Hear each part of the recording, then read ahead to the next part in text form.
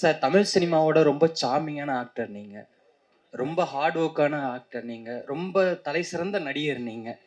நீங்கள் வந்து தமிழ் சினிமாவில் ஒரு நல்ல படங்களை கொடுக்கணும்னு எல்லாரும் எதிர்பார்த்துட்டு இருக்காங்க. நீங்கள் ஏன் பண்ணுறதில்ல? பாலிவுட்டில் இருக்க மாதிரியான நெப்போட்டிசம் இதுக்கு காரணமா, இல்லை நல்ல கதைகள் உங்களை வந்து சேராதது காரணமா? இல்லை சார், நெப்போட்டிசம் ஸ்டேஜ்லாம் நான் தாண்டிட்டேன் சார். அதெல்லாம் இப்போ இருக்கிற இப்போ இருக்கிற ஜென்ரேஷனில் ஒரு 2 படம் 3 படம் பண்ணவங்களுக்கு வேணால் மேபி இருக்கலாம். நான் ஸ்டார்ட் பண்ண டைமில் சினிமா ரொம்ப ஓப்பனாக இருந்தது ஆக்சுவலாக. வாரிசு நடிகர்கள் வந்து நம்மளை வந்துட்டு போட்டு அழுத்துற மாதிரியான சுச்சுவேஷன்லாம் இங்கே யாருக்குமே இல்லை. அதாவது இங்கே இப்போ தமிழ் சினிமாவை பொறுத்த வரைக்கும் வந்துட்டு நீ உழைச்சா உனக்கு காசு, உனக்கு திறமை இருந்தால் நீ ஏறி போயிட்டே இருக்கலாம், இவ்வளோ தான் கணக்கு. ஸோ அதுதான் வந்துட்டு நான் இருந்த டைம்லேருந்து இப்போ வரைக்குமே. ஆனால் அதுதான் பேசிக்காகவே இருக்குது. நான் இல்லை சார், சில சம்டைம்ஸ் என்ன ஆகுதுன்னா, ஒரு ஸ்டேஜுக்கு மேலே நம்மளே பிடிச்சி இழுத்து போக வேண்டியிருக்குல்ல. அப்படி இருக்கும்போது ஒரு சில நல்ல கதைகள் வருது, ஆனால் அதுக்கு வந்துட்டு சரியான தயாரிப்பாளர் அமைய மாட்டேங்குது. அந்த மாதிரி அந்த கரெக்டான டைமில் வந்துட்டு அந்த 3 டாட்ஸை கனெக்ட் பண்ணும்போது நம்மளுக்கு வந்துட்டு அடுத்த லெவல் போகிறதுக்கான ஒரு வாய்ப்பு கிடைக்கும். அந்த மாதிரி நடக்க மாட்டேங்குது. ஸோ எனக்கு என்ன வருதோ அதை நான் கரெக்டாக பண்ணி போயிட்டு இருக்கிறதுனால தான் வந்துட்டு நீங்கள் சொல்கிற மாதிரி இந்த கேள்விக்கு வந்துட்டு நான் பதில் சொல்ல வேண்டியிருக்கு. என்னென்னா, ஏன் நீங்கள் அடுத்த லெவல் போகலங்கிறதா உங்களோட கேள்வி. ஸோ அது காரணமே இதுதான். என்னென்னா, நம்மளுக்கு ஒரு விஷயம் இப்போ ஃபார் எக்ஸாம்பிள் எடுத்துக்கிட்டிங்கன்னா, நான் ஒரு 2 மாதம் முன்னாடி ஒரு எக்ஸ்ட்ராடனரி ஸ்கிரிப்ட் கேட்டேன். அந்த ஸ்கிரிப்டுக்கு வந்துட்டு ஒரு ப்ரொடியூசர் வந்துட்டு அந்த டைரக்டர் எடுத்துகிட்டு வந்தார். ஆனால் அந்த ப்ரொடியூசருடைய ஆப்ஷன் வேறு ஆர்டிஸ்ட்டாக இருக்குது. புரியுதுங்களா? ஸோ இப்போ இந்த இடத்துல நான் சண்டை போட வேண்டிய விஷயம் என்னன்னு பார்த்தீங்கன்னா வந்துட்டு, அந்த கதையை நான் எனக்கு பண்ணுறதுக்கு அந்த டைரக்டரையும் அந்த கதையும் தக்க வைக்கணும். அதுக்கு நான் என்ன பண்ணணும்? ஒன்று நான் ப்ரொடியூஸ் பண்ணணும், இல்லைன்னா எனக்கு தெரிஞ்ச யாரையா ஃப்ரெண்ட்ஸை கூப்பிட்டு ப்ரொடியூஸ் பண்ண வைக்கணும். அது முடியுமா? முடியாது. அப்போ அந்த கதை எங்கே போகும்? அடுத்த ஆர்டிஸ்ட்க்கு போய் அந்த படம் பெரிய வெற்றி அடையும் போது, ஸோ இப்படியே தான் போயிட்டுருக்கு. அது ஒரு மாதிரி செயினாக போயிட்டு இருக்கிறதுனால தான் வந்துட்டு, ஸோ நம்மளுக்கு இருக்கிற விஷயத்த நம்ம அழகாக நம்மளை நம்பி வரவங்கள ரொம்ப அழகாக நம்ம வச்சு நம்ம அடுத்தடுத்த லெவல் போகிறதுக்கு முயற்சி பண்ணிகிட்டே இருக்கணும். அவ்வளோதான் சார். ஒன்றுமே பண்ணவே முடியாது. That is how it works. When you don't have a push, you have to accept the fact. அவ்வளோதான். இதுதான். இதை புஷ் பண்ணி போவோம், எங்கேயோ ஒரு டைமில் வரும். அவ்வளோதான். மற்றபடி நெப்போட்டிசம்லாம் கிடையாது சார். தமிழ் சினிமா பொறுத்த வரைக்கும்லாம் எனக்கு தெரிஞ்சு எல்லாரையும் வந்துட்டு வாழ வச்சுட்டு இருக்கு தமிழ் சினிமா. நீ வந்து திறமையோடு இருக்கியா, உழைக்கிறியா, ரெடியாக இருக்கியா, போயிட்டே இருக்கலாம் மேலே. அவ்வளோதான். Thank you sir. பக்கத்தில் ma'am. Hello ma'am. I'm a very big fan of you, ma'am. சின்ன வயசுல இருந்து மட்டும் சொல்லிடாதீங்க ப்ளீஸ். மேம், இப்போ வந்து ஹேமா கமிட்டி அப்படிங்கிற ஒரு விஷயம் வந்து கேரளாவில் ரொம்ப வைரல் ஆகிக்கிட்டு இருக்கு. அதுக்கான மேடை இது கிடையாது சார். நீங்க பேச வேண்டிய இடத்துல இருக்கீங்களா மேம்? இல்ல, பேச வேண்டியவங்க பேசணும். பெண்கள் நிறைய பேசிட்டாங்க, பேச வேண்டியது பேசணும். So this is not the time. அந்த கொஸ்டினுக்கான மேடை இது கிடையாது சார். படம் குறித்து உங்களுடைய கேள்விகள் இருக்கட்டும். பரத் சார் சார் சொல்லுங்க சார். இங்கேருந்து பார்க்குறப்போ நிறைய ஆடியோ ஃபங்க்ஷன் இந்த மாதிரி ப்ரெஸ் மீட்லாம் கலந்துருப்போம். ஆனால் இவ்வளோ ஹீரோயின்ஸ் மேடையில் இருக்க மாட்டாங்க, வெறும் ஆம்பளைங்களே உள்ள மீட்டிங்லாம் பார்த்துருக்கோம். இவ்வளோ ஹீரோயின்ஸ் இங்கேருந்து பார்க்குறப்ப எங்களுக்கே மகிழ்ச்சியாக இருக்குது. படத்தில் நடித்த உங்களுக்கு எப்படி இருந்தது? நடித்தது ஒரே ஒரு ஹீரோயினோடங்க. இது வந்துட்டு 4 கதை சேர்ந்த ஒரு படங்கிறதுனால 4 கதையோட மொத்த ஹீரோயினும் இங்கே இருக்காங்க. ஆனால் நான் நடித்தது அந்த ஒரே ஒரு ஹீரோயினோட தான், சினியோட தான் நடிச்சிருக்கேன் நான். ஆமாம், நான் இல்லை, இவங்களோட காம்பினேஷன் இருக்குது. அஞ்சலி அவங்களோட இருந்தது, பட் இவங்க மேடமோட இல்லை. மற்றபடி பவித்ரா லக்ஷ்மி அவங்களோட இல்லை. பட் ஆனால் இந்த கதை வந்துட்டு கொஞ்சம் விமன் எம்பவர்மெண்ட் நிறைய இருக்குது இந்த படத்தில். நிறையா விமனுக்கு நிறைய இம்பார்ட்டன்ஸ் இருக்குது இந்த படத்தில். ஸோ அந்த வரைக்கும் எனக்கு சந்தோஷம் தான். பட் நடித்தது ஒரு ஹீரோயினோட தான். அதே மாதிரி பரத் சார், உங்கள் இளமையோட ரகசியம் சொல்லுங்கள். ஏன்னா நான் வந்து 31 வருஷம் ஃபீல்டில் இருக்கேன், ஆனால் கிழவனாவே மாறிட்டேன். நீங்கள் 21 வருஷம் ஆனாலும் அப்படியே இருக்கீங்க, அது எப்படி?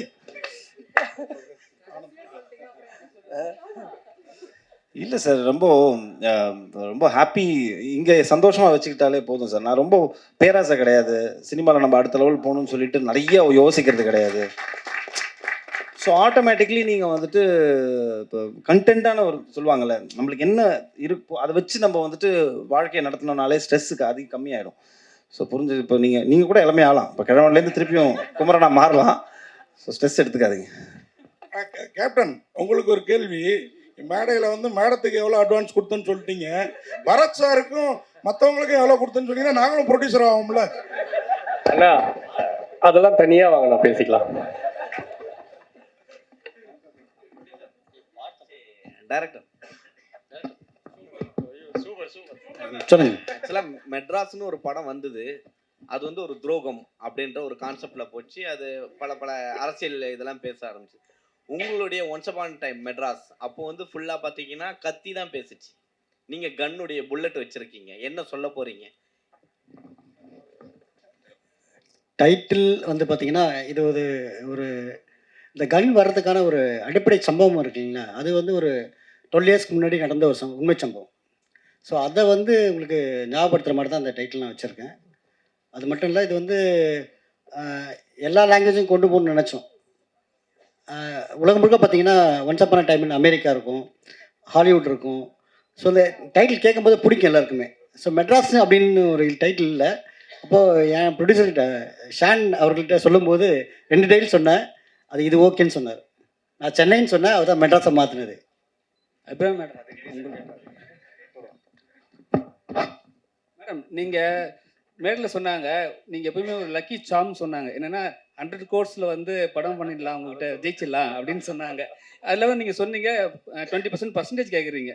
இப்போ நீங்கள் கேட்டீங்கன்னா எப்படி? நான் எப்போ கேட்டேன்? பேசுனீங்களே, அது மட்டும் தான் கேட்டேன். நான் வேற என்னமோ சொன்னேன்.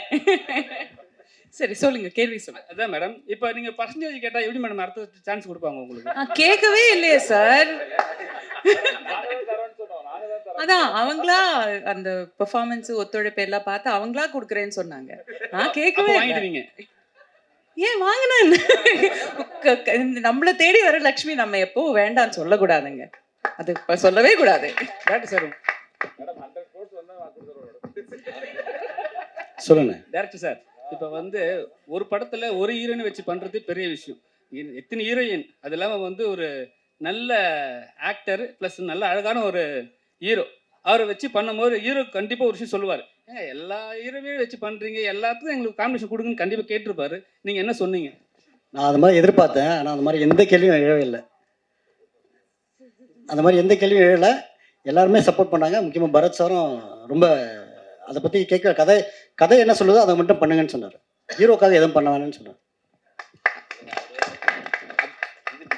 இது பேசிக்கலி ஒரே படத்தில் 5 ஹீரோயின்ஸ் நடிக்கிற படம் இல்லை. இது பக்கத்து வீட்டு கதை, அந்த வீட்டு கதை, அந்த வீட்டு கதைன்னு சொல்லிட்டு 4 வீட்டு கதையோடையும் சேர்ந்து கடைசியில் வந்துட்டு வரும். ஸோ எங்கள் வீட்டுக்கு ஒரு பொண்டாட்டி தானே இருக்க முடியும், அவ்வளோதான். அதோட அம்மிக்கிட்ட உட்காரணும். அடுத்த வீட்டுக்கு வேற ஒரு கதை இருக்கும். ஸோ இப்போ நீங்கள் குழப்பிக்கிட்டீங்க. பரத் சார் ஒரு ஹீரோ இருக்காரு, 4 ஹீரோயின் இருக்காங்களே, எனக்கு எதாவது காம்பினேஷன் தெரியலையாங்கிற கணக்கே வராது. ஏன்னா இது 4 வாழ்வியல் சம்மந்தப்பட்ட ஒரு படம். புரிஞ்சிருச்சிங்களா? 4 பேரோட கதை, அது மொத்தமாக வந்துட்டு ஒரு பிஸ்டலில் மர்ஜ் ஆகும்.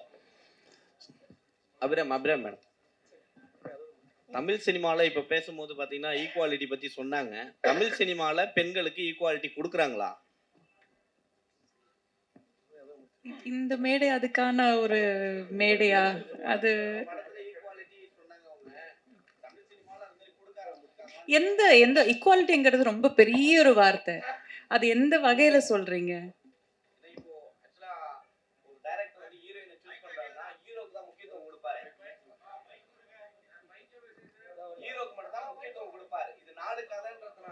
ஹீரோக்கு மட்டும்தான் முக்கியத்துவம் படத்துல எப்பயுமே இருக்கும். ஸோ ஹீரோயினுக்கு அந்த போர்ஷன் மட்டும் தான் இருக்கும். அதை வச்சு கேட்குறேன். எனக்கு ஐ டோன்ட் நோ. இது இந்த இந்த கேள்வி இந்த ஒரு மேடையில் எப்படி பதில் சொல்றதுன்னு தெரியல. இந்த படத்துல பாத்தீங்கன்னா எல்லா கேரக்டருக்குமே அதுக்கான ஸ்பேஸ் இருக்கு. அது ஆண் பெண்ங்கிற வித்தியாசமே கிடையாது. ஒரு டிரான்ஸ்ஜெண்டர் உமன் கூட நடிச்சிருக்காங்க. அவங்களுக்கான ஸ்பேஸ் கூட இந்த படத்துல இருக்கு. ஸோ இந்த படத்தை பொறுத்த வரைக்கும் எல்லா கேரக்டருக்குமான ஈக்குவாலிட்டி கண்டிப்பா இருக்கு. தமிழ் சினிமா ஒட்டுமொத்தமா பேசக்கூடிய மேடை இது கிடையாது. அது நம்ம தனியா ஒரு காஃபி குடிச்சு நம்ம பேசலாம். Fine, thank you thank you Bharath sir. ஒரு குடும்பம் ஒரு வீடு தான் அப்படின்னு சொன்னீங்க. ஆனா பக்கத்து வீட்டு மேலேயும் பார்வை விழும் இல்லையா? மாற்றான் தோட்டத்துக்கு தானே மல்லிகை மனம் அதிகம். பார்க்கறதோட நிறுத்திக்கிட்டீங்கன்னா உங்களுக்கும் நல்லது, பக்கத்து வீட்டுக்கும் நல்லது. பார்க்கறதுல தப்பும் கிடையாது. என்னை பொறுத்த வரைக்கும் இவங்க என்ன இன்ட்ரடியூஸ் பண்ணும்போது சொன்னது என்னன்னா, கதையின் நாயகனா என்னன்னு. பட் என்னோட கெரியரில் நான் இவ்வளோ படங்களில் நிறைய படங்களில் நான் வந்துட்டு ஒரு கதையின் நாயகனாக தான் இருந்திருக்கேன். பிகாஸ் எண்ட் ஆஃப் த டே ஒரு படத்தோட கண்டென்ட் தான் ரொம்ப முக்கியமாக இருக்குது. எஸ்பெஷலி இப்போ இருக்கிற லாஸ்ட் 5 இயர்ஸ் சினிமா ரொம்ப மாறினதுக்கப்புறம் அந்த படத்தோட கண்டென்ட் தான் ஆடியன்ஸ் ரொம்ப கிளியராக பார்க்குறாங்க. ஸோ படம் ரிலீஸுக்கு முன்னாடி படத்தோட பட்ஜெட் தான் அதை பெரிய படமா சின்ன படமான்னு டிசைட் பண்ணுது. ரிலீஸுக்கு அப்புறம் அந்த கண்டென்ட் தான் வந்துட்டு ஆக்சுவலாக வந்துட்டு அதை பெரிய படமாக மாற்றுது. ஒரு சின்ன படம் கூட வந்துட்டு பெரிய லெவலில் நல்ல கண்டென்ட்டோட இருந்துச்சுன்னா அது பல இது சம்பாதிக்கிற போது அது வந்து பெரிய படமாக மாறுது. ஸோ அதுக்கு இப்போ ரீசெண்ட் எக்ஸாம்பிள் நிறைய படங்கள் சின்ன படங்கள் நிறையா வந்து பெருசாக போயிருக்கு.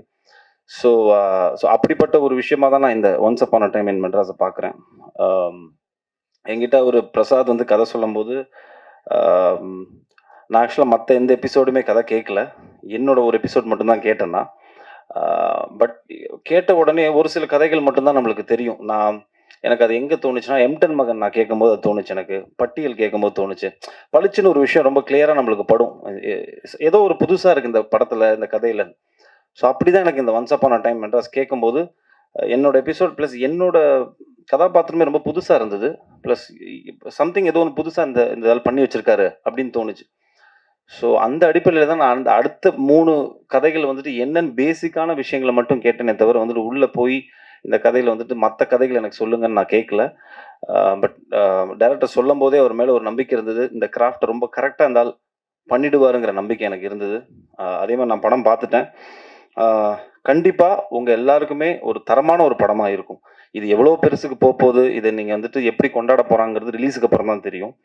பட் நல்ல ஒரு தரமான படம் பண்ணியிருக்கோம். ரெண்டாவது இந்த இந்த மொத்த டீம்லேயுமே வந்துட்டு ஒரு பெரிய ஒத்துமை என்னென்னா, நான் அப்படியே யோசிச்சுட்டு இருந்தேன்.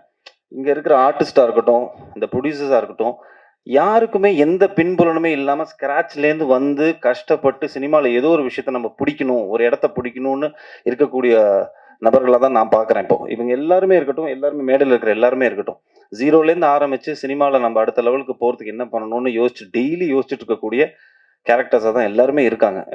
ஸ்டார்டிங் ஃப்ரம் லெஃப்ட் டு அந்த கார்னர் வரைக்கும். ஸோ அந்த அடிப்படையில் அதுதான் எனக்கு probably that is a reason. ஒரு கதையை சொல்லும் போது நிறைய பேர் இப்போ ஆஃப்லைட் பார்த்தீங்கன்னா நிறைய பேர் ஒரு கதையை பிச்சின் பண்ணுறோன்னு வைங்களேன். யார் ப்ரொடியூசர், இல்லைனா வந்துட்டு என்ன டீம், எப்படி என்ன கதையை தவிர மற்ற எல்லா விஷயங்களும் கேட்குறாங்க. பட் கதையை கேட்க மாட்டேங்கிறாங்க. கதையை ஃபஸ்ட்டு கேட்டுட்டு அதில் நம்ம என்ன பண்ண போகிறோம் அப்படிங்கிற ஒரு விஷயந்தான் வந்துட்டு அந்த படத்தோட வெற்றியை தீர்மானிக்குது. அதை பண்ணுறதில்ல. பட் இங்கே இருக்கிற எல்லா ஆக்டர்ஸுமே அவங்க கூடப்பட்ட ரோல் வந்துட்டு பார்த்தீங்கன்னா எல்லாமே சின்னதாக இருக்கட்டும், பெருசாக இருக்கட்டும், இது நல்ல படத்தில் நம்ம இருக்கணும் அப்படிங்கிற அந்த மென்டாலிட்டிக்கு ரொம்ப நன்றி தெரிவிச்சுக்கிறேன் எல்லா ஆக்டர்ஸுக்குமே. ஏன்னா தட் இஸ் வெரி இம்பார்ட்டன்ட். 2 இருக்குங்க. ஒன்று, ஒரு படம் நம்மளால் ஓடணும், இல்லைனா ஓடுற படத்தில் நம்ம இருக்கணும். ஸோ இந்த 2 கான்செப்ட் தான். So I think they understood the art of இது வந்துட்டு நல்ல கதையம்சம் உள்ள ஒரு ஒரு ஒரு ஸ்கிரிப்ட் இது. இந்த ஸ்கிரிப்டில் நம்மளுக்கு என்ன கொடுக்குறாங்களோ அதை ரொம்ப கரெக்டாக நம்ம பண்ணிட்டோம்னாலே போதும் அப்படின்னு I think all the actors understood that. So அதில் வந்துட்டு எனக்கு ரொம்ப சந்தோஷம். And I feel it's a very different casting. ரொம்ப புதுசாக இருக்கும் ஆடியன்ஸ்க்கும் பார்க்கும்போது. ஒரு ஃபிலிமாக ஒரு 2 hours நீங்கள் ட்ராவல் பண்ணி பார்க்கும்போது மனிதனோட வாழ்வியல் வந்து ரொம்ப யதார்த்தமாக ரொம்ப அழகாக சொல்லியிருப்பார் பிரசாத். அதே மாதிரி மியூசிக், எடிட்டிங் எல்லாமே வந்துட்டு கரெக்டாக ஒரு நல்ல படத்துக்கு அமையும்னு சொல்லுவாங்க. அந்த மாதிரி இந்த படத்துக்கு அமைஞ்சுது. And thanks to all my producers. ஏன்னா அவங்களுமே வந்துட்டு ஒரு படம் நம்ம வந்துட்டு சும்மா ஜஸ்ட் லைக் தட் ஒரு 5000 10,000 எவனா கடன் கேட்டாலே வந்து 100 தடவை யோசிப்போம். பட் ஒரு படம் ப்ரொடியூஸ் பண்ணணும்னா அதுவும் வந்துட்டு அவங்க 4 பேர் சேர்ந்து ஒரு படத்தை எடுத்து இவ்வளோ ஒரு நல்ல ஒரு ஆர்டிஸ்ட்டு எல்லாரையும் சேர்த்து படம் பண்ணணும்னா அதில் ஒரு ரிஸ்க் இருக்குது அதில். பட் அது எல்லாத்தையும் மீறி சினிமா நம்மளுக்கு கொடுத்துருக்கு, அது திருப்பி நம்ம சினிமா கொடுக்கணும் அப்படிங்கிற ஒரு விஷயத்த மட்டுமே மைண்டில் வச்சுக்கிட்டு இந்த 4 ப்ரொடியூசர்ஸ் உள்ளே வந்திருக்காங்க. And they produced it. And டெஃபினட்டாக நீங்கள் எல்லாருமே படம் பார்த்துட்டு உங்கள் எல்லாரையும் டிசப்பாயிண்ட் பண்ணாத ஒரு அழகான ஒரு ஃபிலிமாக இது இருக்கும். பத்திரிகை நண்பர்கள் அவனை பர்சனல் நோட், எனக்கு நான் ஆக்சுவலாக ஒவ்வொருத்தரோட பெர்ஃபார்மன்ஸஸ்லாம் சொல்லணும்னு நினச்சேன். ஐ திங்க் அபிராமி மேடம் எல்லாத்தையுமே ரொம்ப அழகாக வந்துட்டு போஸ்ட்மார்ட்டம் பண்ணிட்டாங்க அழகாக. ஸோ எனக்கு எல்லா ஆக்டர்ஸுமே ரொம்ப யதார்த்தமாக நடிச்சிருந்தாங்க நான் படம் பார்க்கும்போது. Because I am a guy who believes in more of realistic acting. இங்கேருந்து தோன்றது அப்படியே நடிக்கணும் அப்படிங்கிறது ஒரு நினைக்கக்கூடிய ஒரு ஆக்டர் தான். ஸோ அந்த மாதிரி தான் எல்லா ஆக்டர்ஸுமே நடித்த மாதிரியே ஒரு ஃபீல் வரல. Everybody understood the role. And so congratulations to all the actors and the DOP and the team. எல்லாருக்கும் வாழ்த்துக்கள். ஸோ நான் வெரி பர்சனல் அதுக்கு நான் வந்தேன்னா எனக்கு பத்திரிகை நண்பர்கள் நான் இவ்வளோ வருஷமாக யாரோ சொன்னார், தினகரன் தேவராஜன் சொன்னார், இப்போ நாளைக்கு தான் வந்துட்டு 21 years ஆஃப் பாய்ஸ் அப்படிங்கிற மாதிரி சொன்னாங்க அவங்க. ஸோ இந்த 21 வருஷமாக என்றைக்குமே நான் நல்ல படம் கொடுக்கும்போது பத்திரிகை நண்பர்கள் என்னையும் சரி என்னோட பெர்ஃபார்மன்ஸாக இருக்கட்டும் இல்லைனா அதை சார்ந்த படமாக இருக்கட்டும் என்றைக்குமே என்கரேஜ் பண்ணியிருக்காங்க. ஸோ அந்த அடிப்படையில் I think this year is going to be a good year for me with couple of good lineups. So அதில் once upon a time in Madras வந்துட்டு ஒரு நல்ல படமாக இருக்கும் அப்படிங்கிற ஒரு பெரிய நம்பிக்கை எனக்கு இருக்குது.